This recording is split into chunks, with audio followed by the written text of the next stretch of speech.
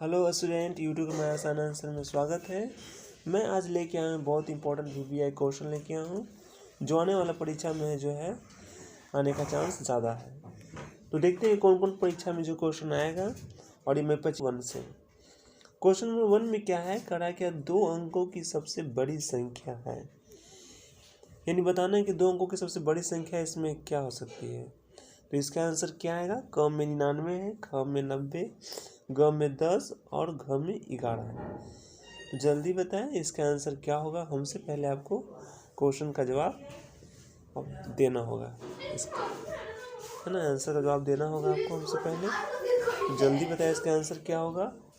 तो देखा जाए पहला का जो आंसर आएगा इसका आंसर सही होगा, क होगा, क्योंकि 2 अंकों की सबसे बड़ी संख्या जो है वो 99 होती है। 3 अंक की बड़ी संख्या क्या आएगा, तो 999 होगा। इसी तरह संख्या पर चलते हैं क्वेश्चन नंबर 2 की ओर। क्वेश्चन नंबर 2 में क्या है, कड़ा 990 की पूर्ववर्ती संख्या है। तो 990 की पूर्ववर्ती संख्या क्या होता है, तो इसका आंसर क्या होगा। आप देख रहे हैं कि कम में 991 है, 989, 992, 999 है। इसका सही आंसर क्या होगा, जल्दी बताएं। तो देखा जाए 990 के पहले क्या आती है, तो वो आती है आपको, इसका सही आंसर होगा ख, यानी 989 होगा, है ना। क्योंकि जब पूर्ववर्ती का था तो पूर्ववर्ती का मतलब क्या होता है, हम लोग -1 जो है उस संख्या में से घटा देते हैं, तो इसके आंसर आ जाता है ना। जैसे 990 में अगर हम 1 घटा देते हैं तो इसका आंसर आ जाएगा 10। 10 में से 1 घटाएंगे तो अगर 9, ये बचा 8 और ये बचा ये 9, यानी 989 जो है वो आंसर आ जाएगा। ठीक है, चलते क्वेश्चन नंबर 3 की ओर। क्वेश्चन नंबर 3 में क्या आप देख रहे हैं, कड़ा वर्ग के प्रत्येक कोण की माप बताओ। यानी वर्ग का प्रत्येक कोण का माप कितना होगा, 180 डिग्री कि 90 डिग्री कि 270 डिग्री कि 60 डिग्री। तो इसका सही आंसर क्या होगा, जल्दी बताएं। तो तीसरा का जो सही आंसर आएगा वो सही आंसर आने का चांस है वो होगा ख, 90 डिग्री। क्योंकि आपको पता है कि जिस तरह से वर्ग होता है, इस वर्ग में देखा जाए तो प्रत्येक जो सीधे कोण जो बनती है वो 90 डिग्री का ही बनता है। इसलिए जो है वर्ग में प्रत्येक कोण जो है वो 90 डिग्री का होता है। ठीक है, चलते हैं क्वेश्चन नंबर 4 की ओर। 4 में दिया हुआ आप देख सकते हैं, क्वेश्चन नंबर 4 में दिया हुआ है कि 30/54 का सरलतम रूप क्या होता है। तो सरलतम रूप का मतलब होता है काटना, यानी संख्या को काट कर जो है हम सरलतम रूप ज्ञात करते हैं। ठीक है, यानी काटना होता है। तो 30/54 को हम काटेंगे इस तरह, है ना, या तो अधिया से काटते हैं या तो पहाड़ा से काटते हैं। तो अधिया भी कर सकते हैं। 30 का अधिया होता है 15, 54 का अधिया होता है 27, और इस तरह 15 और 27 देखें कौन पहाड़ा में आता है, तो 3 का पहाड़ा पड़ेंगे। 3 पचे 15, यानी पंतिया 15 और पंतिया 15 और नतिया 27। यानी देखा जाए तो इसका सही आंसर जो आ गया 5/9, यानी 5/9 किसका सही आंसर आएगा।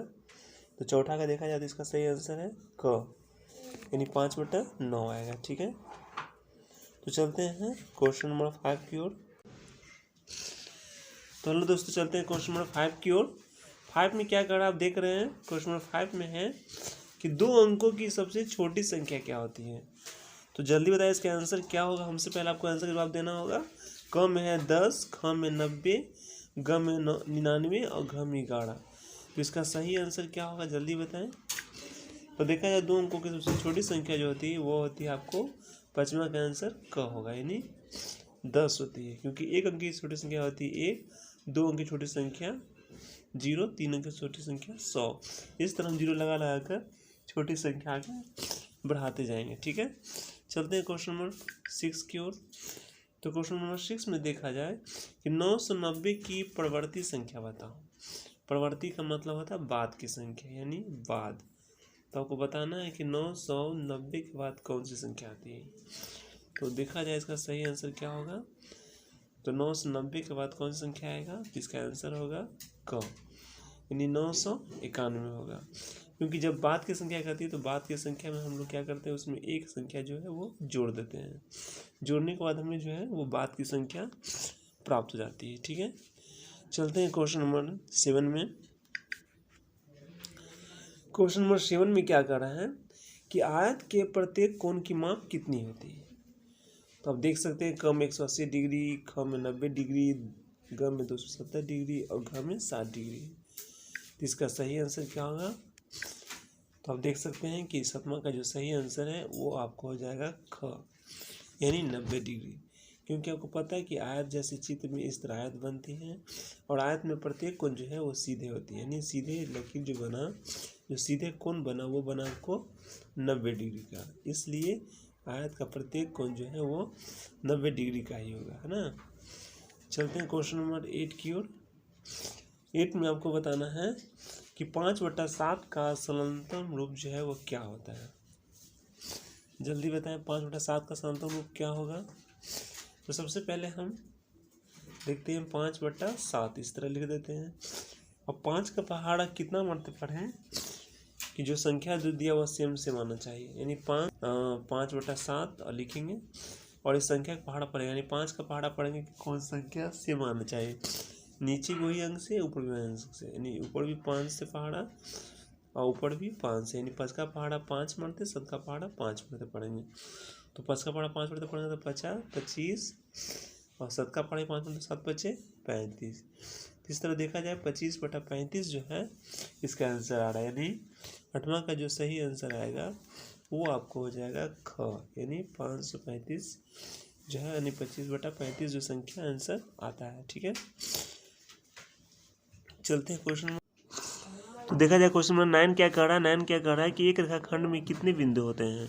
तो इसका आंसर जल्दी बताया। इसका ख का आंसर 3 है, ख में 2 है, ग में 0, घ में से कोई नहीं। तो देखा जाए इसका सही जो आंसर होगा वो आपको हो जाएगा ख, क्योंकि एक रेखाखंड का रहता है। एक रेखाखंड जो होते हैं उसका बिंदु 2 होते हैं, एक होता है आगे ए और दूसरा होता है बी। इस तरह एक रेखाखंड में जो है वो 2 बिंदु होते हैं। तो इस तरह 9 का जो आंसर आएगा वो आएगा ख होगा। ठीक है, चलते हैं क्वेश्चन नंबर 10 की ओर।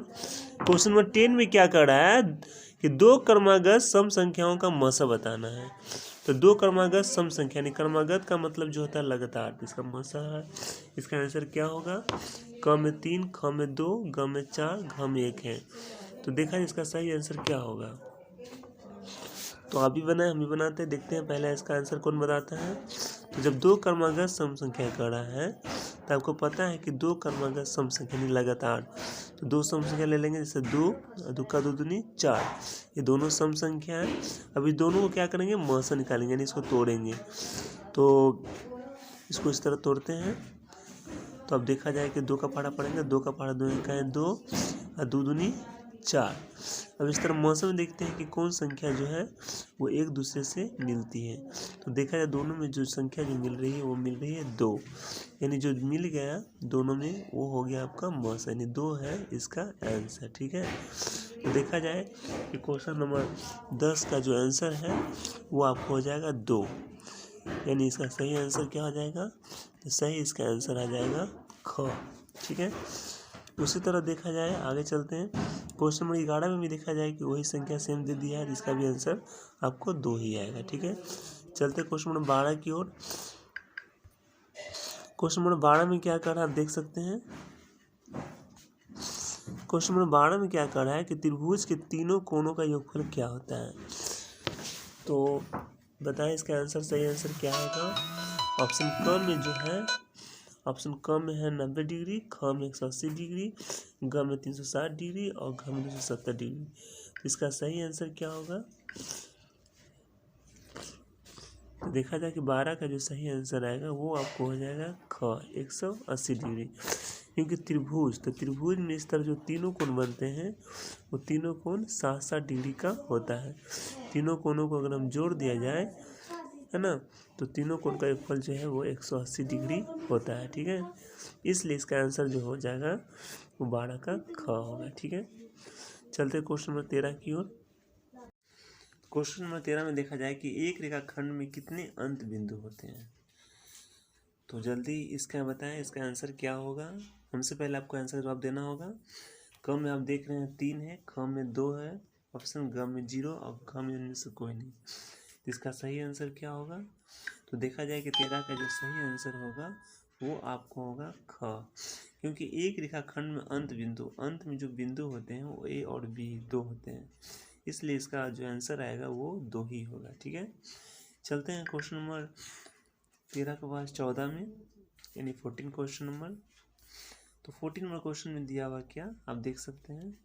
क्वेश्चन नंबर 14 में दिया हुआ है कि सबसे छोटी सम अभाज्य संख्या है। सबसे छोटी सम अभाज्य संख्या कौन सी होती है?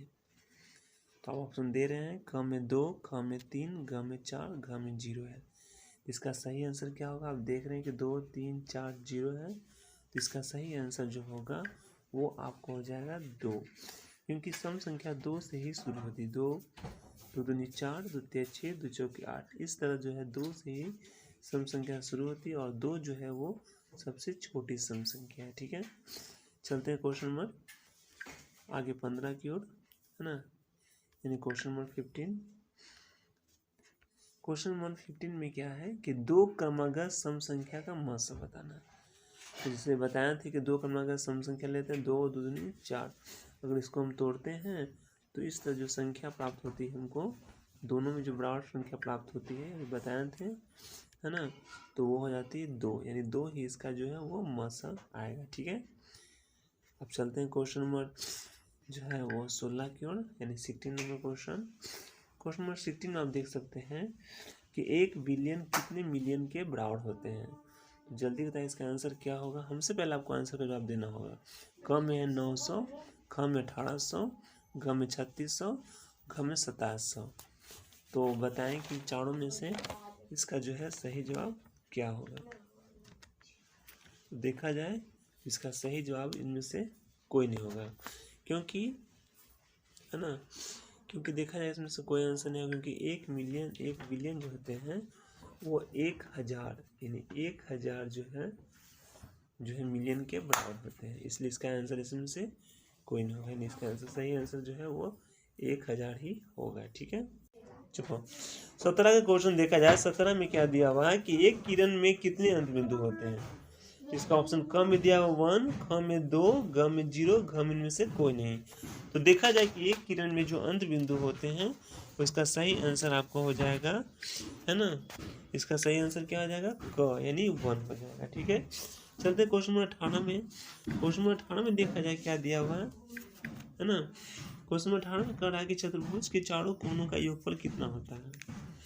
तो देखा जाए चतुर्भुज के चारों कोनों का योगफल कितना होगा, जल्दी बताएं। हमसे पहले आंसर का जवाब देना होगा। क में 180, ख में 270, ग में 360 डिग्री और घ में 90 डिग्री है। तो देखा जाए इन चारों में से सही इसका आंसर हो जाएगा ग, 360 डिग्री, क्योंकि चतुर्भुज के जो चारों कोण होते हैं वो 90 डिग्री का ही होता है। अगर चारों कोण को हम जोड़ दिया जाए तो इसका सही आंसर जो आपको आएगा वो 360 डिग्री होगा। ठीक है, चलते हैं क्वेश्चन नंबर 19 की ओर। क्वेश्चन 19 में दिया हुआ है कि 2 क्रमागत विषम संख्याओं का महत्व बताना है। तो विषम संख्या यानी हम शुरू कर सकते हैं 1, 3। अब इसको हम महत्व निकालते हैं। तो महत्व का मतलब क्या होता है? तोड़ना, है ना। तोड़ के भी निकाल सकते हैं। 1 को तोड़ेंगे 1 गुना 1, 3 को तोड़ेंगे 1 गुना 3। तो इस तरह देखा जाए दोनों में जो संख्या मिलती है वो मिलती है 1, यानी 1 जो आ गया यही इसका आंसर आ गया। ठीक है, अब चलते हैं क्वेश्चन नंबर 20 की ओर, यानी 20। क्वेश्चन नंबर 20 में दिया हुआ है कि 1 करोड़ कितने लाख के बराबर होता है, जल्दी बताएं। यानी 1 करोड़ में कितने लाख के बराबर हो सकता है। इसका सही आंसर आपको हो जाएगा ख, यानी 100, यानी 100 लाख को हम लोग जो है वो 1 करोड़ कहते हैं, यानी इसलिए 20 का जो आंसर आ जाएगा वो ख ही होगा। ठीक है,